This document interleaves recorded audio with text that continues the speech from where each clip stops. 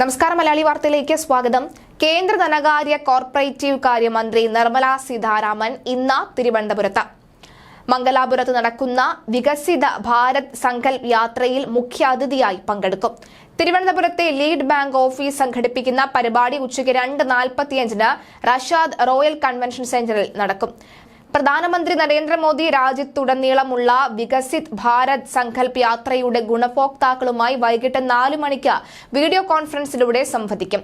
കേന്ദ്ര സർക്കാരിന്റെ വിവിധ സാമൂഹിക സുരക്ഷാ പദ്ധതികളിൽ പേര് ചേർക്കുന്നതിനുള്ള സൗകര്യം, വിവിധ വിഭാഗത്തിൽപ്പെട്ട അപേക്ഷകർക്ക് അനുവദിക്കപ്പെട്ട ബാങ്ക് വായ്പകളുടെ വിതരണം, കാർഷിക മേഖലയിൽ ഡ്രോൺ ഉപയോഗം പരിചയപ്പെടുത്തൽ, ഉജ്ജ്വല യോജനയ്ക്ക് കീഴിൽ പുതിയ പാചകവാത കണക്ഷനുകൾ വിതരണം ചെയ്യുക, ഗുണഭോക്താക്കളുടെ അനുഭവ പങ്കിടൽ തുടങ്ങിയവ പരിപാടിയുടെ ഭാഗമാകും.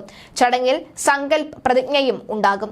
കേന്ദ്ര പദ്ധതികളുടെ ആനുകൂല്യങ്ങൾ എല്ലാ ഗുണഭോക്താക്കളിലേക്കും സമയബന്ധിതമായി എത്തിച്ചേരുമെന്ന് ഉറപ്പാക്കുന്നതിലൂടെ ഗവൺമെന്റിന്റെ മുൻനിര പദ്ധതികളുടെ പരിപൂർണത കൈവരിക്കുക എന്ന ലക്ഷ്യത്തോടെയാണ് രാജ്യത്തുടനീളം വികസിത് ഭാരത് സങ്കൽപ് യാത്ര നടക്കുന്നത്. രാവിലെ 11 മണിക്ക് കൊല്ലം ഫാത്തിമ മാത നാഷണൽ കോളേജിലെ ബിരുദാനന്തര ചടങ്ങും മന്ത്രി പങ്കെടുക്കും. കേന്ദ്ര ധനമന്ത്രി സന്ദർശനം പൂർത്തിയാക്കി വൈകിട്ട് 7:30 തിരുവനന്തപുരത്ത് നിന്ന് ന്യൂഡൽഹിയിലേക്ക് യാത്ര തിരിക്കും. കഴിഞ്ഞ മാസവും ഇത്തരത്തിൽ നിർമ്മല സീതാരാമൻ തിരുവനന്തപുരത്ത് എത്തിയിരുന്നു. അന്ന് നടത്തിയ പ്രസംഗങ്ങളിലെല്ലാം തന്നെ വലിയ തോതിലുള്ള രൂക്ഷ വിമർശനം നടത്തിയിരുന്നു.